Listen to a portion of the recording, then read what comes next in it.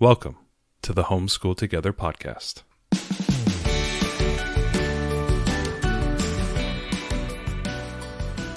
Where one working mom and a stay-at-home dad help you navigate the nuts and bolts of the growing and dynamic world of homeschooling. With a focus on early learners, like me. All the ins and outs of building and maintaining your homeschool life. Homeschool. Find out tips and tricks to make things like this easier. I'm reading. And ultimately, enjoy educating your kids. And what's that last thing? Have fun together. Did I do good, Daddy? Yeah, you did, sweetie. Good job. Hello, you homeschoolers out there in the transit vans who have multiple children. I know you. I see you. Hey, we have a minivan. We can haul a lot of kids, and you have hauled a lot of kids. I have hauled a lot of children. If your vehicle doesn't haul at least 4 children, you ain't living. Last week we talked about history, but before we get into that, hit down into the show notes and share the podcast. We are in what's known as homeschool season. That means there's a lot of people out there looking to start this grand journey of homeschooling. And if you want to go help us out, you can send that to those friends who you just met at the supermarket and said, why are your 9-year-olds out of school? And be like, oh, I'm a homeschooler. Well, that sounds great. Can I get some information? No problem. There's a great podcast, and that's called Homeschool Together. And you share them your swag. You open up your shirt, and you got the swag shirt. We need to get swag. We need to get swag printed. So I want the swag for myself. So vicariously, I'm living the social media experience through a friend of mine that's who right. Her husband has a fishing boat up in Bering Sea, Deadliest Catch. No, ish. he's not on. He's not at Deadliest Catch, but because those people are crazy. Those people are crazy, but he is a very safe and very family-oriented a boat up there, and they do not do the Deadliest Catch, but they do all the Deadliest Catch things. Yeah, they go crabbing and stuff. And they are now super famous on TikTok. It's a thing. Yeah, they're like answering questions about safety. Live streaming as they fish. It's very, very wild. Very wild. Yeah, now they're selling swag. So we got to get swag. We got to get on this. We got to up our swag game. There are people walking around with the sweaters and stuff. That'd be cool. Yeah, it'd be really cool. But anyway, we digress. Let's digress back into the thing. Library bags. You know what? Really, that you hit right on the nail. Tell me you homeschool without telling me you homeschool. Yeah, I know. I have a library bag. You have a library bag? Yeah, look at my library. The size of an IKEA bag. Yeah, it's the size of an IKEA bag. All right. Anyway, so last week we talked about the 4-year homeschool history cycle, and today we were talking about, well, how do we do this history cycle without going absolutely mad and having to have 2 IKEA library bags because we're doing 4 different levels of it. We have talked about this in the past. We are going to continue talking about this concept in the future. It is something that we have seen on many Facebook groups. We have been asked directly, how do I homeschool with multiple children and not lose my mind while doing it? And so we are trying to do it by example. We have 2 children. One's 9.5, one is 5.5, and we have linked them up on a homeschool cycle, and we are teaching up to the older student. So we are doing the Around the World Journey, trekking the globe over on YouTube. If you have not subscribed, do that. But we are going to be talking about our experience going forward, doing this exact problem. Now, is this going to fit with everyone? No, there might be a family that's got four kids. There might be like the family at the homeschool parent partnership that I saw that has 7 kids. Right. And so any of these things could be broken up. If Absolutely. You are somebody that can do multiple levels of Build Your Library at once, I'm amazed by you. Yes. But we're just going to talk about a few approaches. Yep. There's a few main approaches. We use one of them, but we'll go through the pros and cons. Absolutely. But the biggest thing is doing a history cycle is really challenging because it works great for one child. But when you've got multiple children, the real concern is that some child is going to miss out on the depth that they need to understand that time in history, or it's going to be overloading on the parent trying to meet everybody's needs because everyone's at different levels. So that's what we're trying to balance here. Like, Could how you can we imagine reading 4 chapter books a week to 4 different kids? Yes. See, this is the problem. So we're trying to balance, like, how can we be simple, but how can we still give a great history education? So this is our challenge. Now we're using Build Your Library as our framework for this, as we said in the last episode. But this can be applied anywhere. This could be applied anywhere. It could be used with Torchlight, with a different curriculum, or with your own home-baked, home-brewed for your history cycle, or any way that you want to structure history. So this is just but we're going to use Build Your Library as an example because it's kind of an easy framework for us to talk through. So level 1 is ancients, level 4 is goes all the way to modern. So if we remember, if you didn't listen last week, you should go back. But if you didn't, it's ancients and then Middle Ages, early modern, and then modern is kind of your standard 4-year cycle that you would go through. So we're going to talk about a couple of approaches here. There's different ways to attack and peel the apple. And so the first one, peel the apple. Well, I don't want to say skin the cat because it makes up people upset. There are a lot of cat people out there. I'm not a cat. Peel the onion. Peel the onion. Maybe I'll peel the onion. So the first one is aligning to the youngest child's level. And that's something that we're doing. Right. So so I'm going to give you a quick overview. There's 3 ways to go. You can align to the youngest child. Okay. You can choose somewhere in the middle, or you can align to the oldest in basic broad brushstrokes. So the first one, you're right, aligning with the youngest child. The great thing is that all the read alouds, all the assignments are accessible to everyone because you're going with your lowest common denominator. In this case, it's our 5-year-old. So it's really easy to add depth or challenge or, more discussions or extra reading or projects for your older kids. It's not as frustrating for your younger children because they might struggle with more complex material because everything's made for them. So you're not going to lose any of your younger kids, which is really great. And that's why we're doing it, because I know that everything's made for our younger daughter. And because, as I said last episode, everything goes all the way to PhD level in every subject of history, I know there's always something to make it harder for my older child. We find it easier to scale up than scale down. But the cons are your older kids might not get as much depth as they need unless you put in a lot of extra effort with your supplementing. And this can vary depending on how far apart in age. Our girls are 3.5 years.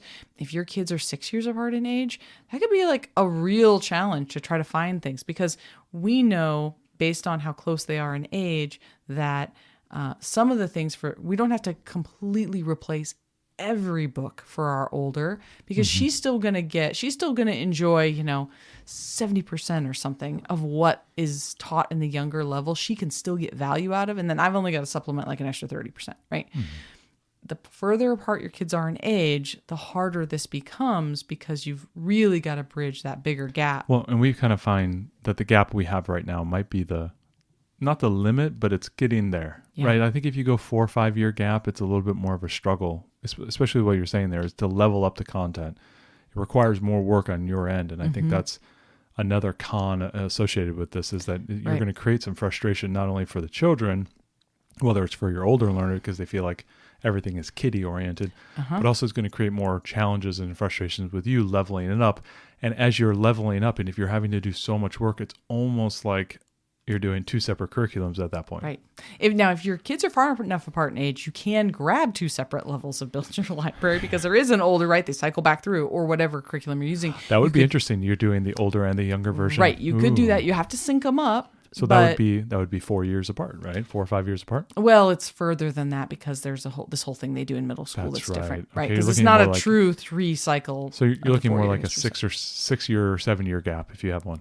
And like so you could, and we've said this to people before that have wanted to do the around the world journey, because Build Your Library does that at level K and also does it at 7th grade. So if you had a 5th grader or 6th grader, you wanted to do it with your kinder, you could just buy both levels, and you'd at least have access to all the resources. Gosh, that would be really interesting. Blending those two. There would still be a lot of mashing up. I'm not saying it'd be perfect, but the thing about going with this and starting with your younger student, the other challenge with it is you've really got to be super intentional about what those supplements are, that you're making sure your upper elementary or middle school students are getting the critical thinking and the analysis that they're going to need. The writing and exactly. That kind of stuff, So it can't just be like, I just leveled this book up for you, just read that. It also has to be challenging them in the right way, and that can be a struggle. I think in some ways it could be easier to say, well, I know the level of challenge the kindergartner needs. I don't know the level of challenge my 7th grader needs. Yeah. So that you might have to do more research and be more aware that the things you pick are going to be appropriately challenging. It's kind of, in some ways it's easier to go back because you knew what they needed at that age. You've already been through that age. It's important to know the skills that are expected at that age, at the age range, and making sure you're fulfilling those. Exactly. Not saying that you have to align with the standards as, so rude, to as regimented as that sounds, but just to know like, oh, at this level as a fifth grader, they're expected to be writing full paragraphs and analyzing plot and analyzing, what type of causes and effects that are happening in a story, and maybe analyzing a little bit more in depth here, or maybe even doing projects and reports and stuff. And if you don't know that that's what's being expected at that level, and you're just trying to level up a kindergarten curriculum to get you there'll be maybe some gaps and misses that you might have. So it's going to be more on you as the parent to make sure that you're understanding what that level of, or what expectations are expected for, a 9.5-year-old third grader. Right. With respect to a kindergarten curriculum. Especially if you haven't been there before, Yeah. It might be hard to know that. So we wanted to do kind of an example of how you would adapt this, right? So if you, just as a sample, if we were doing Build Your Library 1, which is ancient history, and we had a 5-year-old, a 7-year-old, and a 10-year-old. So where you would be reading from the History Quest book. So your youngest is just going to listen. Maybe they tell you back, narrate a short summary of what you read. Your 7-year-old would listen and draw a scene. Maybe your 10-year-old is going to listen and then write a summary of what you read. 3 or 4 sentences, that type of thing. Exactly. For example, doing some map work. Your youngest might color a map, whereas your middle one's going to label major locations, and your oldest one is going to maybe research and write a paragraph on that location. So these are just kind of ways to do different leveling. It's just some examples. Another one would be like if you're going to watch a documentary and have a discussion. So your youngest is just going to watch and tell you maybe what they learned. Maybe your middle child is going to watch it and then write 3 facts that they remember from the documentary. Your oldest might write a comparison between that time, let's say ancient Egypt, and today based on the documentary. So the discussions that you're going to have with your older students is got to give them room to show you that they can analyze or debate the subjects that you are studying about, but you need to make sure you still are getting just a foundational understanding for your younger students. So that's kind of an example. I think those are really, really good to set the thinking. Yeah, just to kind of give you a thought. And I mean, I guess that could seem really obvious, like, okay, yeah, we'll just do the work at the right level. But I think what you said is the most important thing. If you take away anything from this, it's understanding the developmental level of your student and the appropriate challenge that they need at that level. And one of the things you could do if you weren't sure, let's say you're starting out and you're aligning to your youngest, you could go ahead and purchase a further level. Like say we could purchase Build Your Library level 4. Even though we're not doing that, we're going to do level 1 with our 4th grader this next year because we're aligning to her younger sister.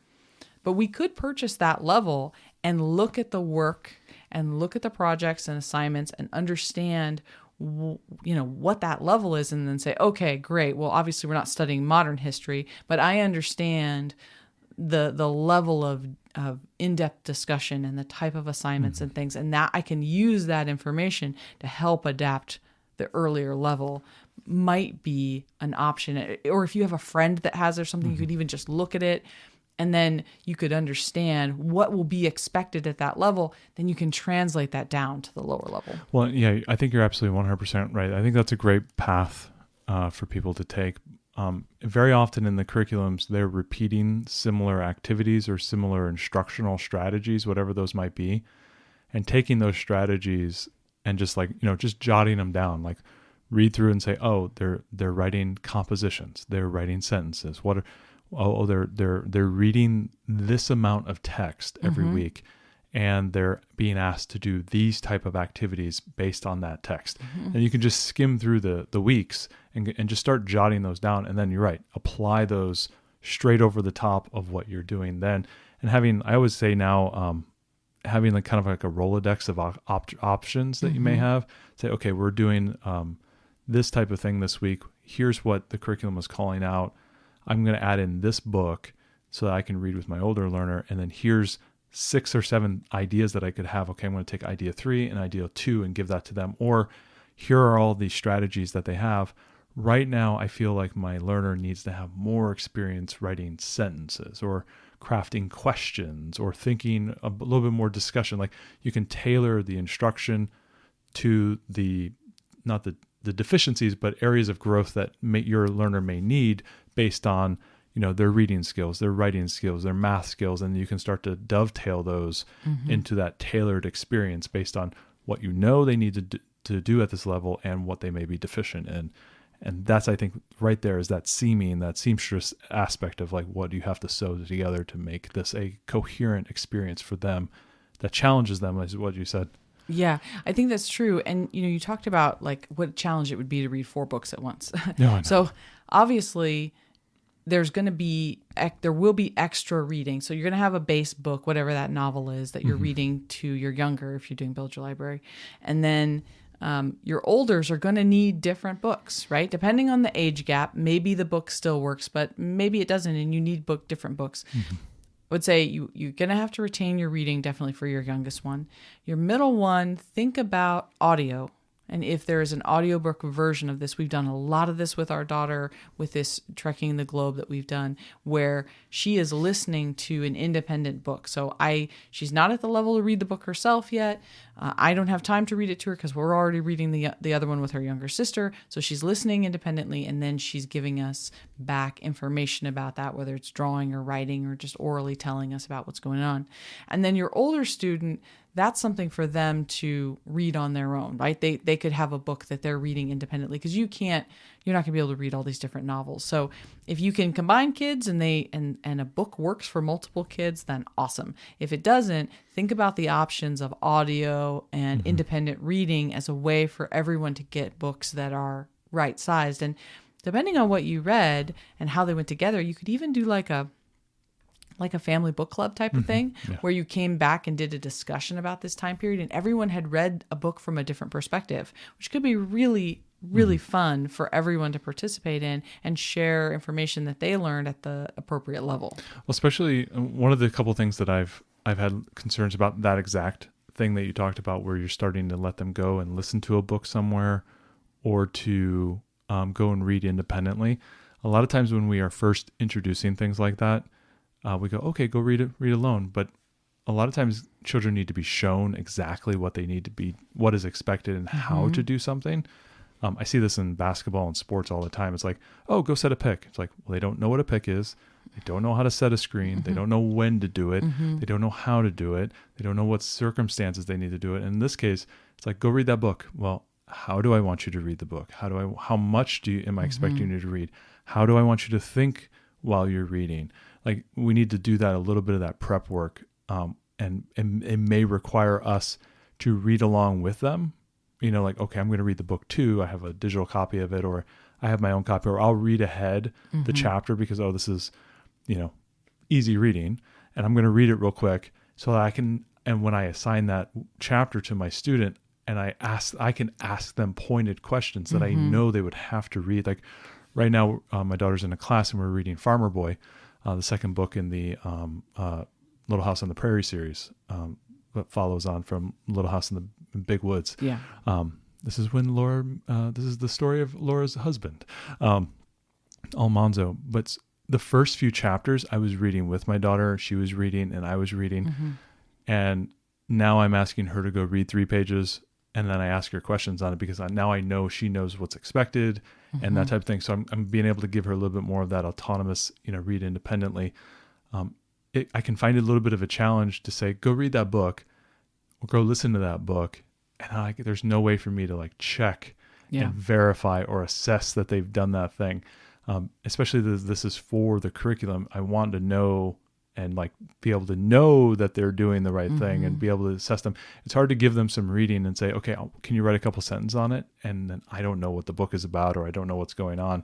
There's a little bit of that frustration or that difficulty, but those are some of the challenges we have because we're trying to balance multiple children in the home. So think through how quickly you let them start running on that. There may be some ramp up period. Long story short, there may be some ramping up that you need to do in order to achieve those type of things so that they know what they need to do, and you can also trust that they're doing the right thing.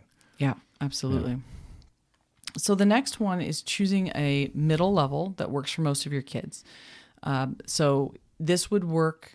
This doesn't necessarily have to be at anyone's particular level. If you've got a kindergartner and a sixth grader, maybe you choose third grade or whatever.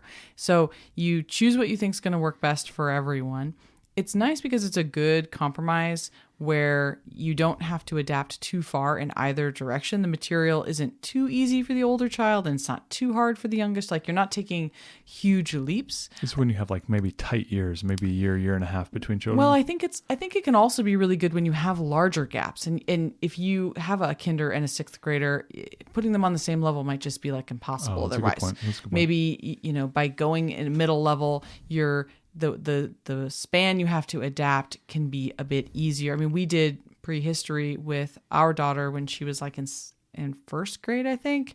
And that's a third grade? It's a third grade. And it worked out okay. She understood, most of it. It still kind of worked. So I think there can be benefits there.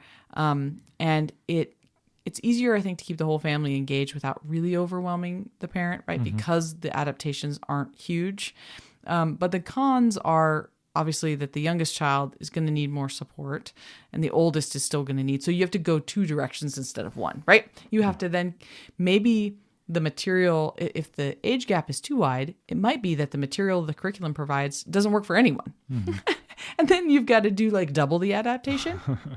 Right? You're right. If your kids are close enough in age that you've got like 3 years apart or 2 years apart, maybe you can use most of the material. Split the difference. Split the difference, and you're like, it works pretty much for everyone. A lot of times we've noticed, that's my experience, those younger students, those younger kids, when they have the older siblings, man, they're just sharper. Man, they come up a lot quicker. It is easier for them to go up. Yeah, it's true. Exactly. But it depends. You could have a really sensitive younger child too, or older child, whichever.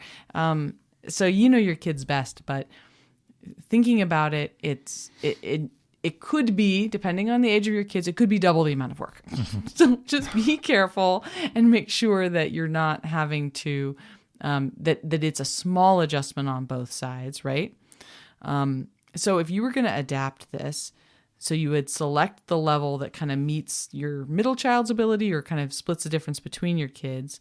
You'd read the main history books together and then might provide like simpler summaries for or picture book versions for the younger kids. And a lot of times there are, especially with famous historical topics, there's going to be a picture book version. Maybe your younger kid doesn't even listen to the novel version, or maybe they do, but they look at a picture book at the same time. We've done that before with our daughter. Was our younger? The last time we read Little House in the Big Woods, we were reading it, and then they have picture book versions of some of the chapters, and our younger daughter looked at the picture books while we were reading. So that worked out pretty nicely. So if we were going to do an example, again, with your 5, 7, and 10-year-old. So let's say that we used Build Your Library Level 3, which is your early modern history.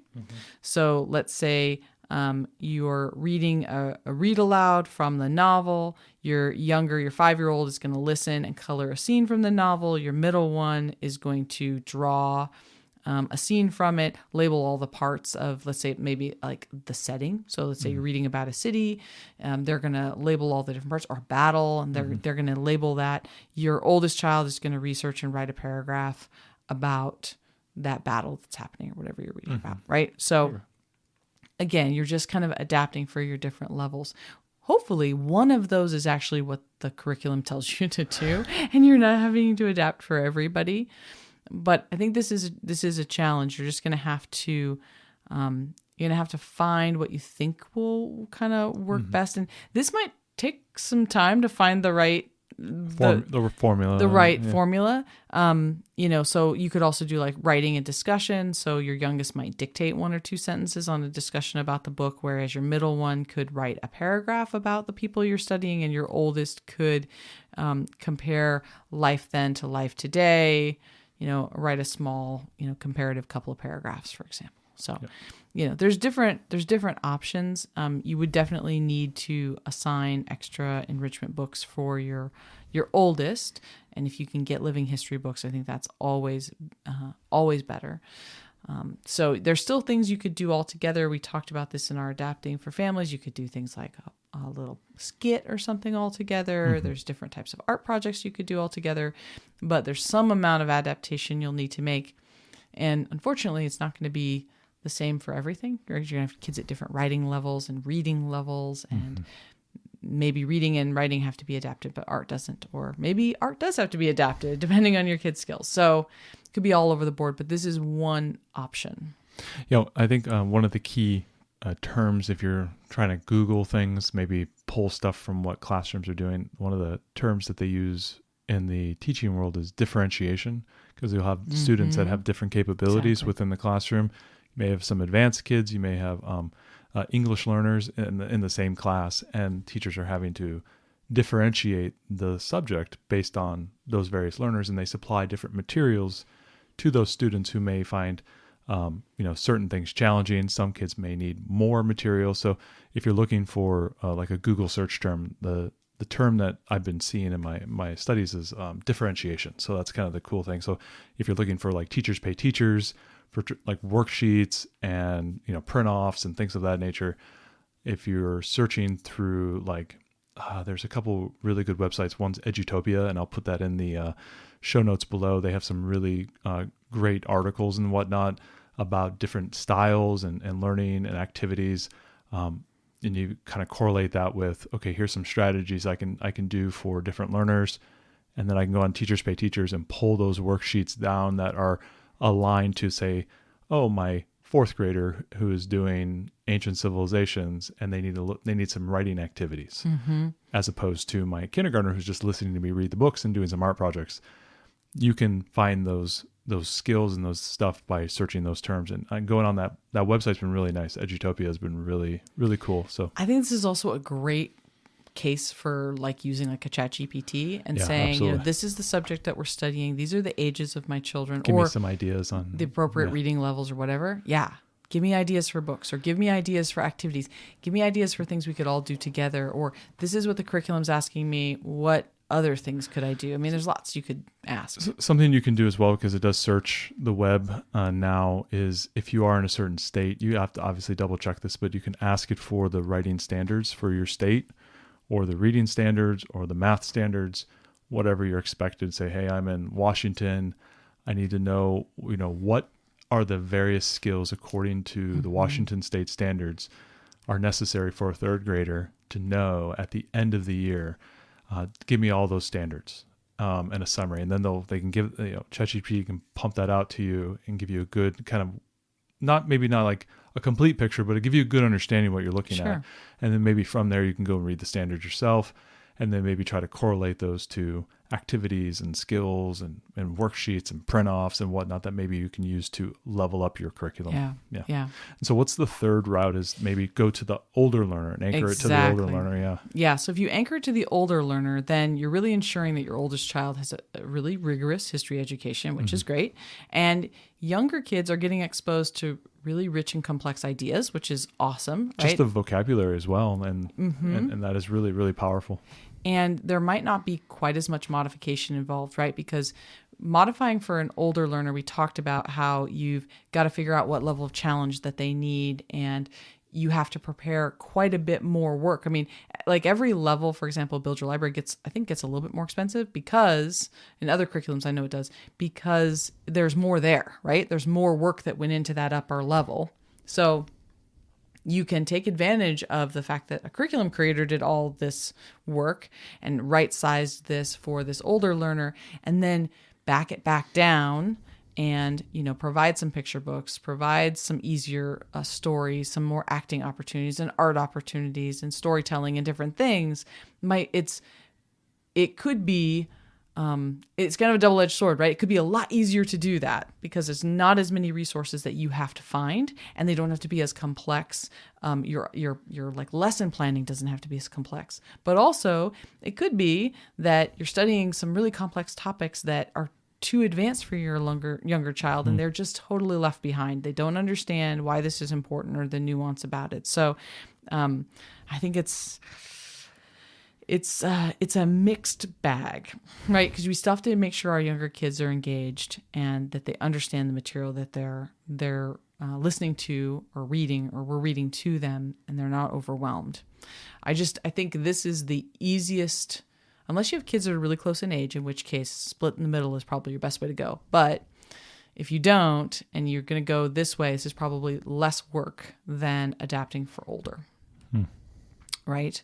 So if you were going to adapt, so you would say like use audiobooks or illustrated timelines or other hands-on activities to make the complex topics much more accessible to your younger learners, and allow your younger kids to participate in the discussions that you're having with your older, but at their own level, without pressuring them to understand everything. I mean, because that's just not going to be realistic for their level. Well, and that's just the nature of the questions that are being asked. And even when you're doing reading, I find sometimes if I'm reading something a little bit more complex, stopping along the way and asking questions to the younger one to see if they're understanding, and then you can, help them through the summary of what that might be.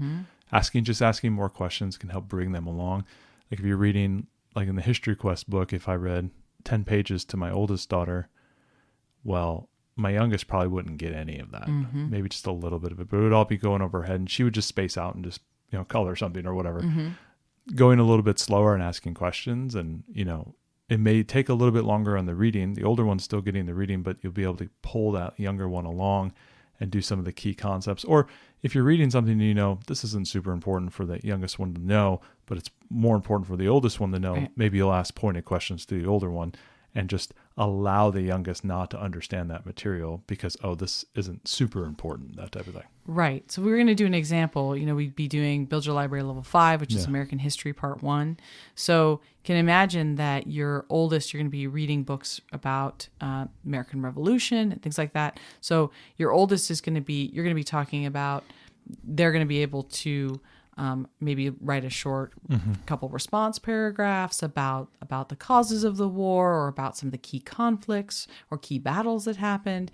Your middle student might be able to, we talked about doing a map, or might do some other kind of maybe an oral retelling of, the key themes, maybe more themes, not the intricate workings of who did what and when. Your youngest might just be coloring a map of the colonies, right? Like, I mean, I'm trying to think about how we would adapt American history for kindergartner, and how we would frame some of the complexities of what was going on there. Like, how at some point do you teach like Civil War stuff to a really young kid? I think that's one of the other challenges. It's not just the understanding of complex topics, but it's the emotional readiness to be able to hear some of these advanced topics too. Like, talking about the history of slavery and all of these things could be really difficult subjects, depending on, obviously, a lot of folks do teach very young children that, but the types of materials you're reading to a 10 or 11-year-old might have some really graphic language and different things about battles and stuff. So it could be emotionally overwhelming for your younger child as well. They need to know about trench warfare at Fredericksburg, Ariel. I mean, there can be some really, learning about field medicine. I mean, there was a lot of, and there's terrible things, and anyways. That could be a lot for a younger child to take. So you just have to be really careful about it. If you're going to adapt for the younger, that you understand the sensibilities of your younger child, and that they're not so far apart in age that you think you can reasonably give them something of meaning to do. Obviously, they're going to come back around. Your younger child's going to get back around to it eventually when they're older, but you still want to make it a meaningful experience for them at this time as well. So we want to make sure that each child kind of gets this full trivium experience. So when you're thinking about how to adapt, a couple of things to, remember, right? The grammar stage, your elementary stage, is really focusing on storytelling, hands-on activities, basic comprehension, exposure, curiosity. Those are the big pieces that we're trying to foster. So when you're looking at something for them, think about, does it meet any of those? Can I make a hands-on activity out of this? Can I do some sort of storytelling or role play? Can we do dress up? Can we, what can I do to make this come alive for my elementary age student. When you're looking at middle school, then it's about critical thinking. That's that cause and effect relationship. This happened and then it caused this. And what were the themes behind that? And reading independently and then being able to tell you what they read and what the significance of that was and understanding what they read. And then your rhetoric stage in high school, you're looking for emphasizing the analysis, the discussion, independent research projects. So not just independent reading, but reading across multiple sources, how to find information and really analyzing what happened and explaining it at a higher level. So even if your kids aren't on a specific cycle, you want to make sure that you still get this foundational history. So everything that you're adapting, think about like, what are my kids capable of, their understanding level, and then what are the right level of challenges I need to give them for the different history levels. So I know a lot of people might be wondering, is there any issue missing pieces of history? I mean, we talked about that. That's what people always ask at the beginning. Is like, what if they miss out? What if they miss out? But I think that the answer is, do you know everything about history? And the answer is no, right? So by definition, there's some piece that's missed. Like, I sent you, you said, hey, you're looking for any books for Christmas. And I said, yeah, I want two very specific time periods of something I haven't been exposed to. I want suffragette movement, and I want to know about the Spanish Civil War in the 30s. I want those two things. And I think from this time, so I've been doing deep dives on history, and I'm getting good windows, and I'm like, okay, now I love to know more about the history of Japan, a little bit more about China. Like, I want to know more about these pieces because I don't know anything about those things. So the idea of like missing out on history, I think, is you're going to miss out on something. It's just by definition. It's true. I think the important thing is kind of what Ariel said at the beginning, is finding out the things that are most important to you. So obviously, understanding the history of the area you live in, I think, is super important, especially if that's where you're going to be. Now, if you're overseas, stationed in Germany, and you're just going to be there for 2 years, maybe the German history isn't as much. You'll get to that maybe a little bit later, but you may want to say, okay, we're coming back to the States. We're going to focus on American history and that type of thing. And then maybe, as you said, I have some ancestry in East Africa, and I want to know more about that. Yeah. And I want my children to know more about that heritage because their grandfather came from there, or whatever it might be. That might be an important piece that plays into your decision-making period. Yeah. But I think knowing your countries, maybe having some background there, and then having the broad brushstrokes, I think, is really what you're talking about, is what a lot of these curriculums are trying to do. They're trying to expose at the right levels, right? And so you got to remember that your kids are going to cycle through this 2 or 3 times, depending on, how your history cycle is set up. Exactly. So even if they don't hit it right now, and even if they don't hit each stage at the perfect age, they're still exposed to all of history, and you're trying to right size a bit for them. So you're trying to make, a little bit of adaptation. So you're going to supplement with documentaries and historical fiction, discussions, role play. I mean, all kinds of things. We're trying to develop historical thinking, right? We're not just memorizing facts about what date Charlemagne was born or whatever. This is not the point. So while we do want them to practice their memorization skills for later, because they'll need that, the overall is like, how do we learn about history? How do we find out about something? How can we think critically about the things that we hear? I mean, it's more about that. So don't worry that, they're supposed to hit it at first grade. And if I don't do it then, when are we going to do it? Like, you'll get back around to it. They're not going to, graduate without knowing anything about, all of Middle Ages. Like, you'll get to it. Dr. Henry Jones, not Henry Jones Jr. Dr. Henry Jones would be upset that you don't know your Charlemagne. I mean, ultimately, there's just no one, one size fits all solution unless you want to do a separate level for every kid. Yeah. And I think that could be even more challenging to manage, but go for it if you can. So we're trying to get our kids to think critically, to get exposed to ideas and themes and things that happen through history, so that we have that. They have that knowledge going into their adulthood. I think if you do some thoughtful adaptations, you can definitely make a really meaningful study. There's no perfect approach. You know your kids and your age splits and the emotional and psychological readiness your kids have for different topics. So just give these some ideas. Hopefully these pros and cons will give you some food for thought, and you can think about how to adapt the levels for your family. Thanks so much for joining us today and making us a part of your homeschool journey. Please engage with us on social media. Join our Homeschool Together podcast group on Facebook and find us at Homeschool Together Podcast on Instagram. We'd love to hear your feedback, questions, and recommendations. Until next time, Happy homeschooling!